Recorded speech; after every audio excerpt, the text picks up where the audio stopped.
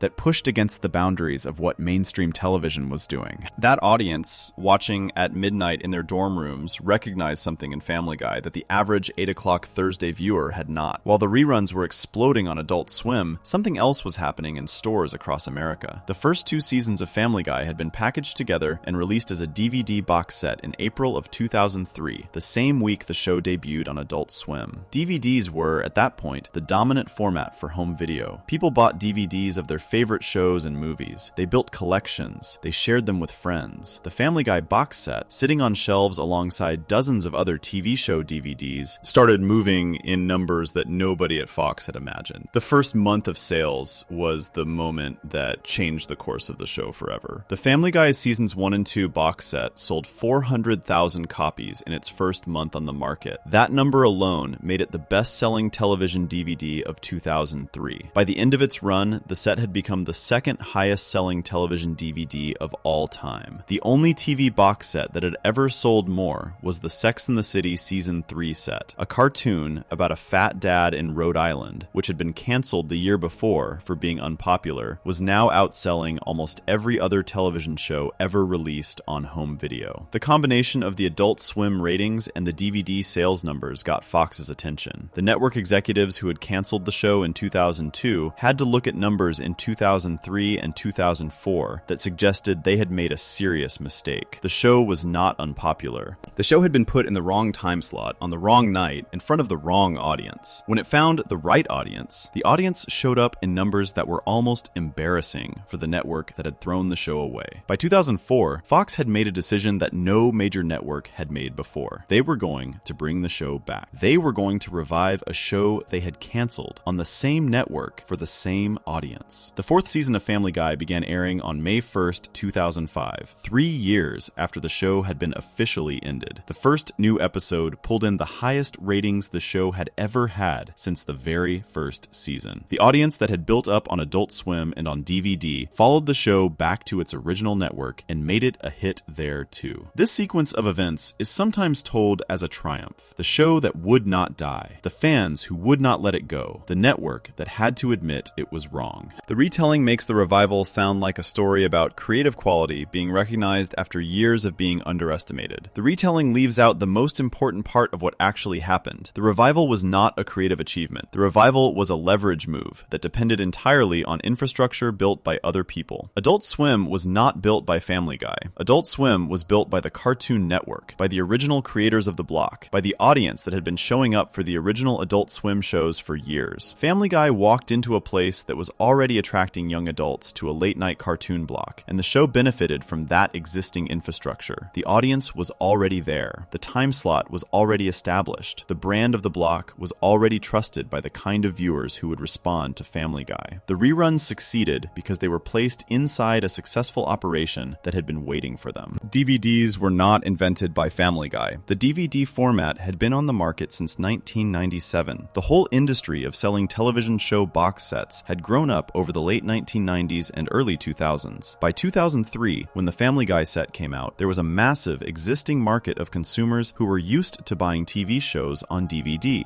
The Family Guy set walked into that market and benefited from infrastructure that companies, retailers, and consumers had spent years building. The show was not pioneering a new business model. The show was riding a wave that had already been cresting for half a decade. Even the kind of audience that responded to Family Guy on these platforms was not something the show had to create. The audience for transgressive, late-night animated comedy aimed at college students had been built up by a generation of shows that came before. The Simpsons had trained the audience to take animated sitcoms seriously. South Park had trained the audience to expect animated cartoons to be willing to break rules. Adult Swim had trained the audience to look for cartoons that played with the conventions of the form. Family Guy had a ready-made viewership waiting for it. The show did not have to teach anybody how to watch. The audience already knew. This is what makes the survival story fit so well into the larger pattern of the show. Family Guy did not save itself. Family Guy was saved by structures that other people had built. Adult Swim was somebody else's network. The DVD market was somebody else's business model. The audience for the kind of comedy Family Guy did was an audience that other shows had cultivated over the previous 15 years. The show, in the moment when it most needed to prove that it had something genuinely valuable to offer, proved instead that it could plug into existing infrastructure better than any other animated show in history. The survival was, in its own way, another borrowing. There is a small detail that makes this point even sharper. The episode that finally aired Family Guy's 100th episode milestone was titled Stewie Kills Lois, and it aired on November 4th, 2007. By that point, the show had been back from the dead for 2 years and was solidly profitable. In the celebration episode, Peter speaks directly about what had happened to the show. He says, in the opening of the episode, that the show had been canceled. He then lists the long string of failed Fox shows that had aired during the years Family Guy was off the air. Shows like Dark Angel, Titus, Undeclared, That 80s Show, Wonderfalls, Fastlane, Skin, Girls Club, The Tick, Luis, and Greg the Bunny. The joke is that Fox had canceled Family Guy and replaced it with one disaster after another, and eventually had to come crawling back. The joke is funny because it is partly true. Many of those shows did fail. Family Guy did come back. But the joke also leaves out the actual mechanism of the comeback, which had nothing to do with Fox realizing the show was great, and everything to do with cable reruns and DVD sales doing the heavy lifting. The economic numbers from this period are worth taking in. The two cancellations of Family Guy, in 2000 and 2002, would have been the end of almost any other show. The recovery, driven by Adult Swim viewership and DVD sales, ended up producing a franchise valued at over $1 billion.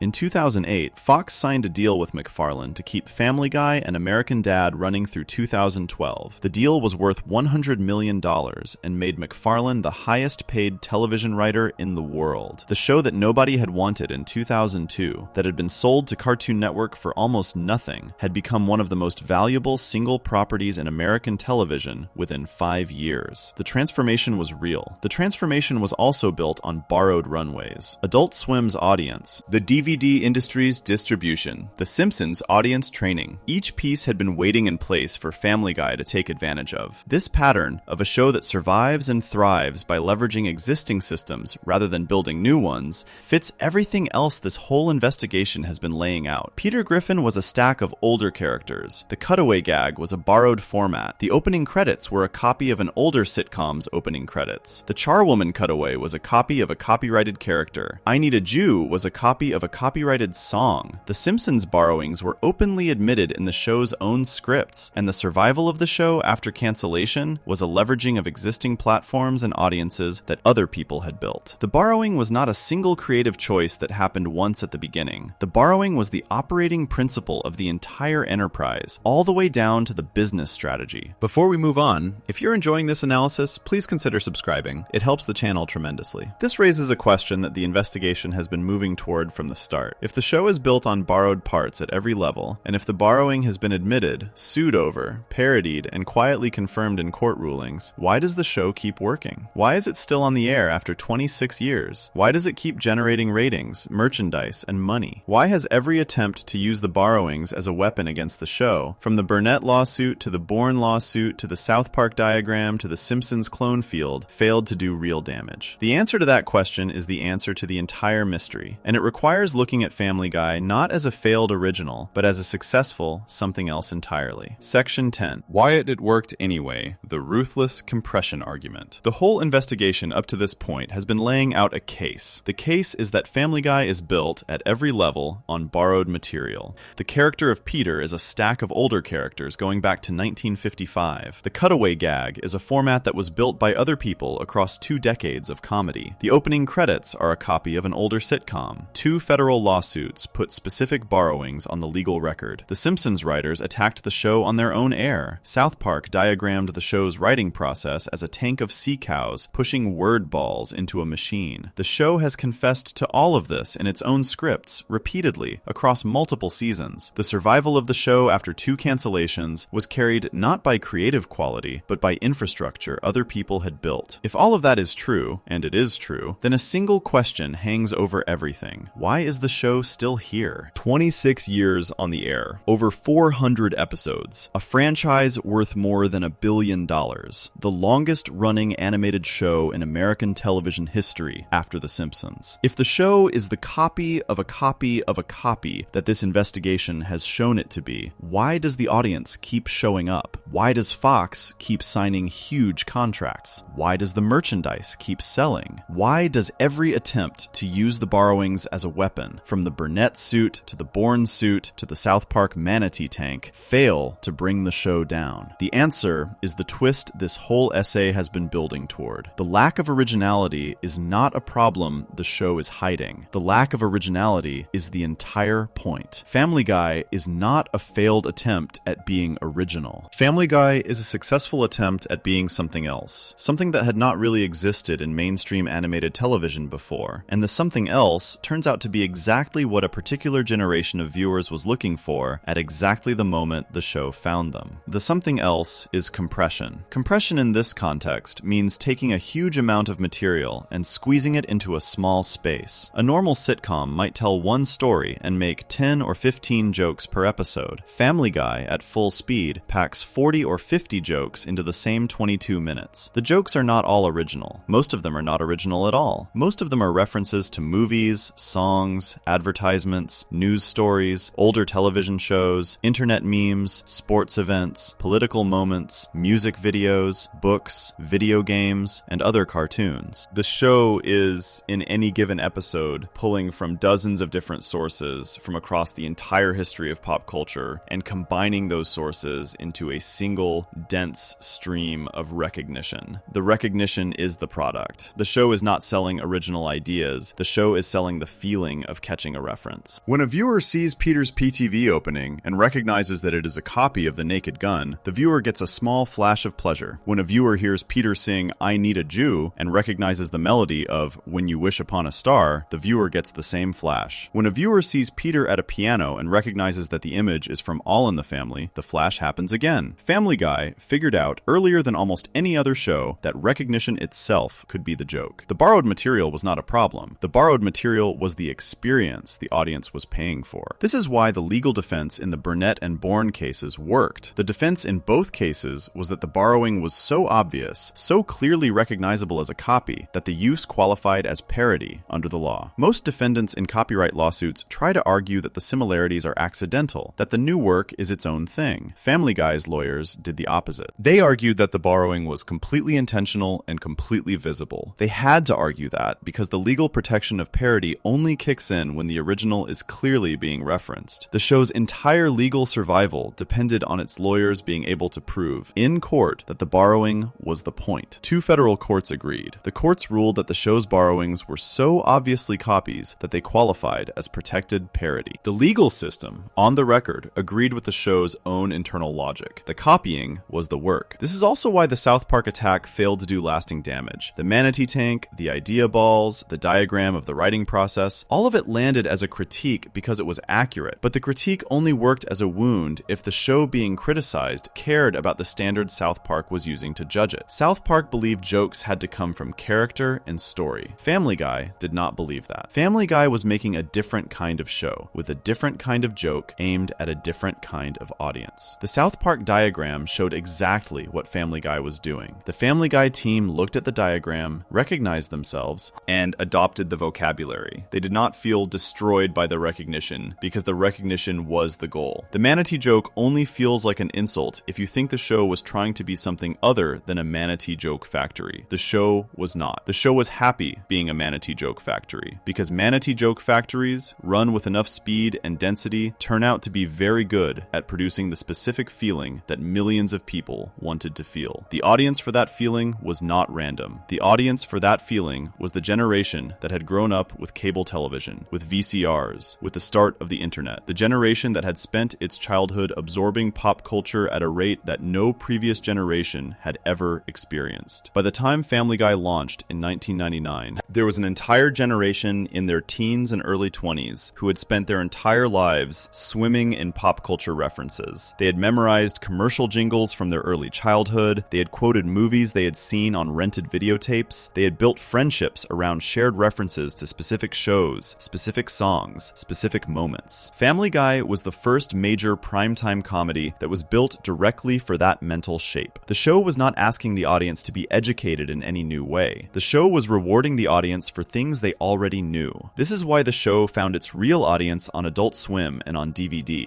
The college students watching at midnight in their dorm rooms and the people buying box sets to watch with their friends were not strangers to the references the show was making. They had grown up with all of it. The show was, in a way, the first cartoon that took the way young people actually talked to each other in the late 1990s and early 2000s. The constant trading of references, the layered jokes, the assumption that everybody had seen everything, and turned that conversational style into a half-hour television format. Family Guy was the internet before the internet had finished arriving. The show was already operating on remix culture rules 4 years before YouTube was founded. This perspective changes the meaning of every piece of evidence in this investigation. The Larry shorts being recycled into the Family Guy pilot stop being a sign of laziness and start looking like the first move in a longer compression project. McFarlane figured out, even in 1995, that he could squeeze old material through a slightly different filter and produce something fresh feeling. He spent the next 30 years getting better at that exact skill. The character of Peter being a stack of 3 older characters stops being a sign of weakness and starts looking like density. Peter is more efficient than any of his ancestors. Ralph Cramden took a whole episode to land one big emotional moment. Archie Bunker took an entire scene to make one political point. Homer Simpson took 2 acts to develop one character beat. Peter Griffin can do all 3 things in 15 seconds because the audience already knows the shape from the older characters and does not need the slow setup. The character is a compressed version of his sources. He delivers in a quarter of the time what those characters needed a full episode for. The cutaway format, being borrowed from Larson, Zucker, and Wayne's World, stops being a copy and starts looking like a brutal upgrade. The Far Side delivered 1 joke per day. The Naked Gun delivered 1 cutaway every few minutes. Wayne's World delivered them at maybe 1 every 10 minutes. Family Guy delivered them at 1 every minute or 2. The format had been waiting for somebody to push it to its limit. Family Guy pushed it. The result was a level of comedic density that no previous show had ever sustained for 22 minutes at a time. The lawsuits stop looking like embarrassments and start looking like business expenses. Carol Burnett's $2 million lawsuit. Bourne Company's unspecified damages lawsuit. The legal teams. The courtroom appearances. The settlements. All of it was the cost of doing business at the level of borrowing the show was operating at. The show was reaching into so much copyrighted material, so often, at such speed, that occasional lawsuits were inevitable. Both major suits were defeated. Both major suits added to the legend of the show as an outlaw cartoon willing to push the limits. The cost of the legal defenses was tiny compared to the value of the franchise. The South Park attack stops looking like a wound and starts looking like free publicity. Cartoon Wars Part 1 and Part 2 were watched by millions of people. The episodes spent 44 minutes on Family Guy. They put the show in front of audiences who might not have been watching it. They turned the show into a topic of discussion in places where it had not been a topic before. South Park, by attacking Family Guy at full strength, gave Family Guy a kind of cultural importance that the show could not have generated on its own. 2 of the most respected names in animated comedy spent 2 episodes calling Family Guy out, and the result was that the entire conversation about animated comedy in 2006 was about Family Guy. There is a real argument that the South Park attack helped Family Guy more than it hurt it. The on-air confessions in Family Guy's own scripts stop looking like awkward moments of self-awareness and start looking like a long-running act of self-branding. Every time Peter admits the show steals from The Simpsons, every time Stewie sings about Simpsons fans who refuse to accept the show is no longer funny,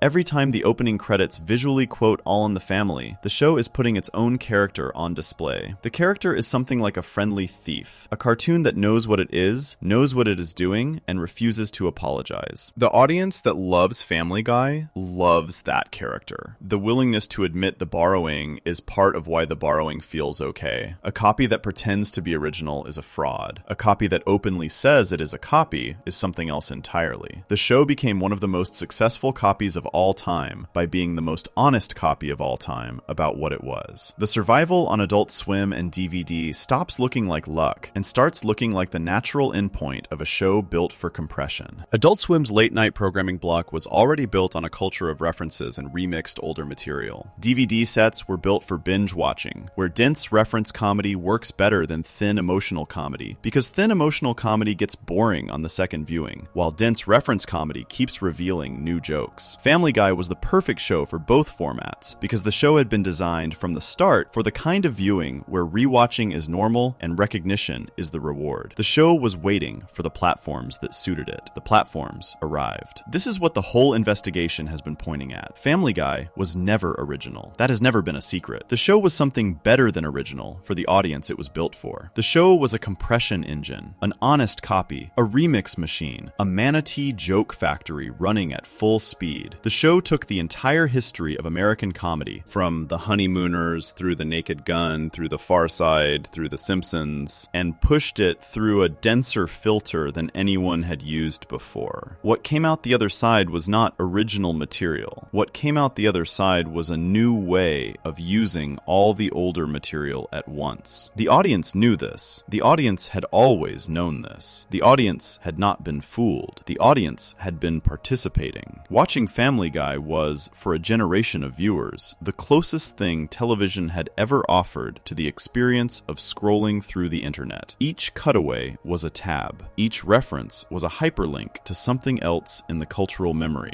Each episode was a session of clicking from one half-remembered piece of pop culture to the next. The show had, by accident or by genius, prefigured the way an entire generation would eventually consume everything. That is why Family Guy was never original. That is why it never needed to be. That is why every accusation of theft, every lawsuit, every parody, every attack from a more respected show has bounced off without doing real damage. The accusations all assume that the show was trying to be original and failed. The show was not trying to be original. The show was trying to compress. By every measure that matters, the compression worked. 26 years on the air, 2 cancellations survived, a $1 billion franchise, the longest-running animated show in American television history, except for the show it was accused of copying. The show won the bet it actually placed, while critics kept grading it on a bet it had never made. The borrowings were the strategy. The borrowings were the product. The borrowings were the reason millions of people kept watching. Family Guy was never original. That was the entire plan. And the plan, judged by the only honest standard, which is what actually happened, became one of the most successful plans in the history of American television. Every Sunday night, somewhere, an episode is airing right now. Every Sunday night, somewhere, somebody is laughing at a cutaway. Every Sunday night, the manatees keep working, and the joke machine keeps running, and the borrowed material keeps coming through the filter, faster and denser and louder than ever, exactly as designed. If you enjoyed this video essay, make sure to subscribe. Thanks for watching, and I'll see you in the next one.